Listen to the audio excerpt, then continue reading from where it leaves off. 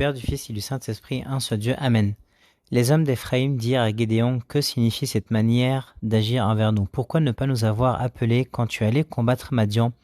Et ils eurent avec lui une violente querelle. Et les hommes d'Éphraïm, cette tribu-là, est un peu connue en fait pour chercher les problèmes. Et donc là, ils vont voir Gédéon pour lui dire: Pourquoi tu nous as pas appelés? Et ils cherchent un peu des problèmes avec lui. Gédéon leur répondit: Qu'ai-je fait en comparaison de vous? Le grappillage d'Éphraïm ne vaut-il pas mieux que la vendange d'Abiézer? Et là, Gédéon, il va être très humble, il va s'abaisser, et c'est comme ça qu'il va les gagner en fait, ses frères qui sont de la tribu d'Éphraïm. Et en gros, il va montrer cette humilité-là en disant que le grappillage d'Éphraïm, qui est quelque chose de tout petit, et ben même ça vaut mieux que la vendange d'Abiézer qui est de la tribu de Manassé, et donc c'est la tribu de Gédéon. C'est entre vos mains que Dieu a livré les chefs de Madian, Oreb et Zeb. Qu'ai-je donc pu faire en comparaison de vous? Lorsqu'il eut ainsi parlé, leur colère contre lui s'apaisa. Et donc là, il y a un proverbe qui dit effectivement qu'une parole douce peut apaiser la colère, et donc il les a apaisés par son humilité et par sa sagesse de répondre de cette façon-là. Gédéon arriva au Jourdain et il le passa, lui et les 300 hommes qui étaient avec lui, fatigués mais poursuivant toujours. Il dit aux gens de Sukkot, c'est des gens qui sont du peuple de Dieu, c'est des Juifs: Donnez, je vous prie, quelques pains au peuple qui m'accompagne, car ils sont fatigués, et je suis à la poursuite de Zébak et de Tsamulna, roi de Madian. Les chefs de Sukkot répondirent: La main de Zébak et de Tsamulna est-elle déjà en ton pouvoir pour que nous donnions du pain à ton armée? Donc non seulement les gens de Sukkot, ils vont refuser de donner du pain à Gédéon et son armée de 300 hommes, mais ils vont les décourager, les démotiver en disant: Mais c'est impossible que vous arriviez à battre Zébak et Tsamulna. La main de Zébak et Tsamulna est-elle déjà en ton pouvoir? Donc c'est très méchant effectivement de leur part. Et Gédéon dit: Eh bien, lorsque l'Éternel aura livré entre mes mains Zébak et Tsamulna, je broierai votre chair avec des épines du désert et avec des chardons. De là, il monta à Pénuel, et donc rebelote dans un autre endroit. Pénuel, c'est l'endroit où Jacob il a eu sa lutte spirituelle avec Dieu, avec le Christ, qui est une apparition du Christ dans l'Ancien Testament. Et il fit aux gens de Pénuel la même demande, et ils répondirent comme avaient répondu ceux de Sukkot. Et il dit aussi aux gens de Pénuel: Quand je reviendrai en paix, je renverserai ces tours. Zébak et Tsamulna étaient à Karkor, et leur armée avec eux environ 15 000 hommes.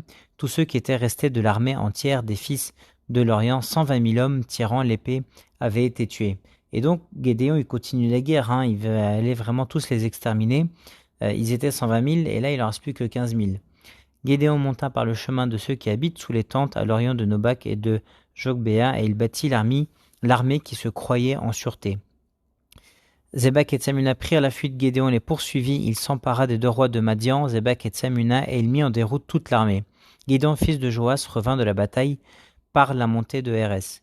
Il saisit d'entre les gens de Sukkot un jeune homme qui l'interrogea, et qui lui mit par écrit les noms des chefs et des anciens de Sukkot, 77 hommes.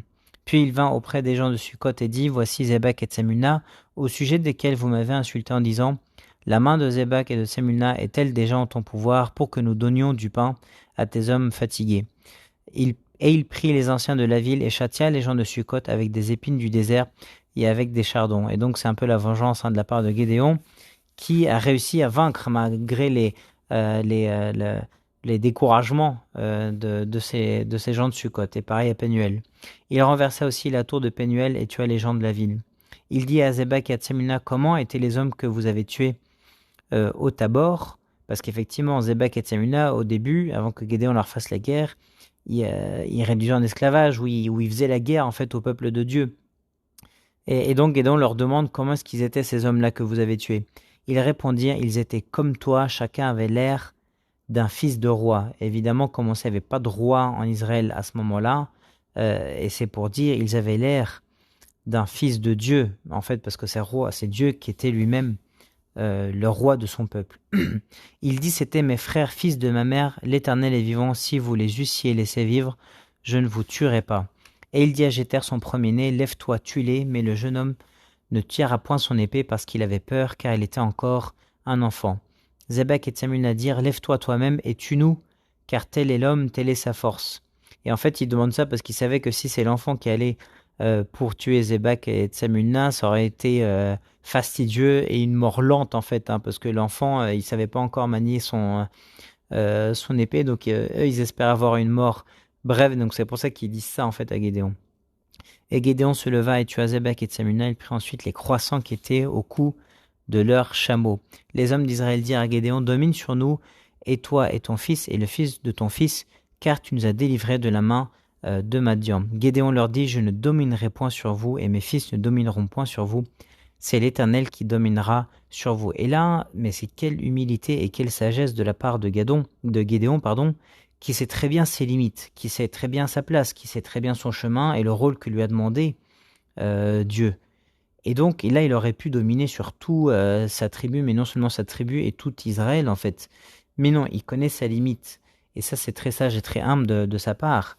Et Gédéon, du coup, préserve en fait la royauté qui est à Dieu. C'est Dieu qui domine, c'est Dieu qui est roi, l'Éternel lui-même qui est roi sur le peuple d'Israël. Donc ça, c'est une très bonne chose de la part de Gédéon, mais ça ne va pas l'empêcher de tomber dans un autre péché derrière, on va le voir. Gédéon leur dit, j'ai une demande à vous faire, donnez-moi chacun les anneaux que vous avez eus pour butin. Les ennemis avaient des anneaux d'or, car ils étaient ismaélites. Ils dirent, nous les donnerons volontiers, et ils étendirent un manteau sur lequel chacun jeta les anneaux de son butin. Le point des anneaux d'or que demanda Gédéon fut de 1700 cycles d'or, sans les croissants, les pendants d'oreilles et les vêtements de pourpre que portaient les rois de Madian, et sans les colliers qui étaient au cou de leurs chameaux. Et c'est là que le péché de Gédéon arrive. Gédéon en fit un éphod et il le plaça dans sa ville, à Ophra, où il devint l'objet des prostitutions de tout Israël, et il fut un piège pour Gédéon et pour sa maison. En fait, l'éphod, c'est l'habit du grand prêtre, c'était l'habit des prêtres, enfin du grand prêtre surtout, et donc en fait, Gédéon, en faisant ça, a convoité le sacerdoce. Il voulait devenir prêtre, et c'est le piège dans lequel il est tombé, alors que la prêtrise ou le sacerdoce, évidemment, était réservé à la tribu de Lévi et plus spécifiquement à la famille d'Aaron. Et de nos jours, évidemment, c'est pareil. Le prêtre, il est choisi par Dieu. En tout cas, ce que je veux dire, c'est que c'est pas à l'homme de dire je veux devenir prêtre. C'est pas comme ça que ça se passe. C'est l'évêque ou le patriarche qui choisit en fait qui peut devenir prêtre. C'est un appel de la part de Dieu. Et l'homme y répond dans ce cas-là, mais c'est pas lui qui se manifeste pour dire je veux devenir prêtre. Et pareil pour les moines qui sont en désert, la prêtrise ou en fait cette capacité ou ce don-là de prêtrise n'est pas l'initiative du moine ou de l'homme d'une manière générale, mais ça vient d'au-dessus de l'évêque ou du patriarche. Et donc là, c'est le piège dans lequel tombe Gédéon, et donc ça c'est devenu l'objet des prostitutions de tout Israël. Prostitution, c'est pas dans le sens propre du terme, mais c'est l'objet d'un péché en fait, c'est ça que ça veut dire.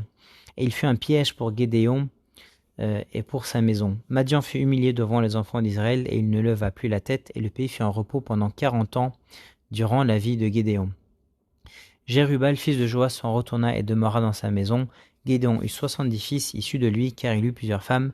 Sa concubine qui était à Sichem lui enfanta aussi un fils, à qui on donna le nom d'Abimélec. Gédéon, fils de Joas, mourut après une heureuse vieillesse. Il fut enterré dans le sépulcre de Joas, son père, à Ophra, qui appartenait à la famille d'Abiézer. Et donc là, on a vu toute la belle vie de la part de Gédéon, mais ça n'empêche pas évidemment la Bible de mentionner en fait les erreurs de ces gens-là qui ont eu un rôle très, très important.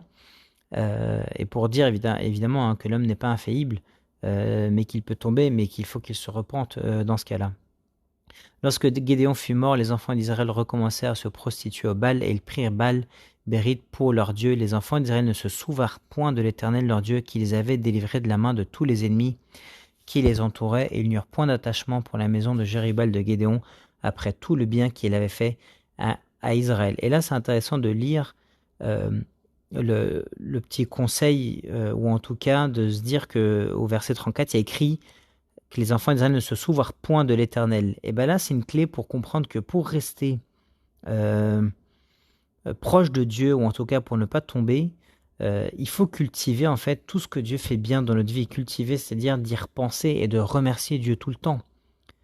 Et d'offrir des sacrifices par rapport à ça, ou en tout cas de s'offrir à Dieu notre corps, ou on a déjà parlé de ça plein de fois pour dire qu'il est possible de s'offrir à Dieu en s'offrant, en offrant notre pensée, en offrant notre jeûne, en offrant notre prière, en se souvenant tout le temps de Dieu. C'est ça, s'offrir à Dieu. Et en faisant ça, euh, on laisse moins la possibilité à Satan en fait de nous faire tomber, parce que justement c'est une façon pour nous de rester proche de Dieu, et gloire à Dieu éternellement. Amen.